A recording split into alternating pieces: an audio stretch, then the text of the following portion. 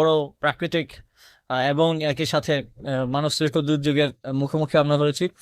আম, প্রবল বৃষ্টিপাত এবং ভারতের অববাহিকায় ডম্বুর গেট খুলে দেওয়ার ফলে বাংলাদেশে হঠাৎ ফ্ল্যাশ ফ্লাডের আকারে সেটি ফেনী, কুমিল্লা, নোয়াখালী সহ দেশের প্রায় 10টিরও উপরে জেলায় আঘাত হানে।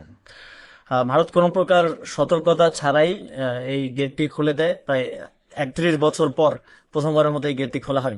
তো আমরা উদ্বেগ প্রকাশ করছি এবং একই সাথে সারা দেশের সকলকে জাতীয় ঐক্য গঠন করে এই সংকট মোকাবেলায় এগিয়ে আসার আহ্বান জানাচ্ছি।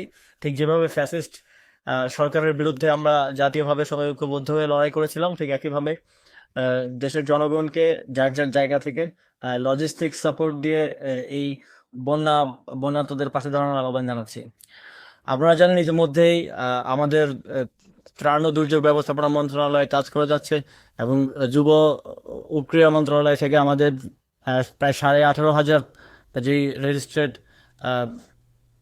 যুব সংগঠন আছে তাদেরকে আমরা নির্দেশনা দিয়েছি তারা যেন বন্যার্তদের পাশে দাঁড়ায়।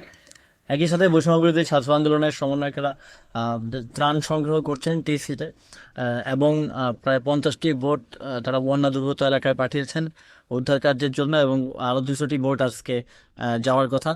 তো স্বাভাবিকভাবে সারা দেশের জনগণকে আবার আহ্বান জানাই, যারা ব্যবসায়ী আছেন আপনাদেরকেও আহ্বান জানাই, দেশের এই সংকটকালে আপনারা এগিয়ে আসুন এবং এই পরিস্থিতি মোকাবেলায় সকলে ঐক্যবদ্ধ হয়ে সহযোগিতা করুন।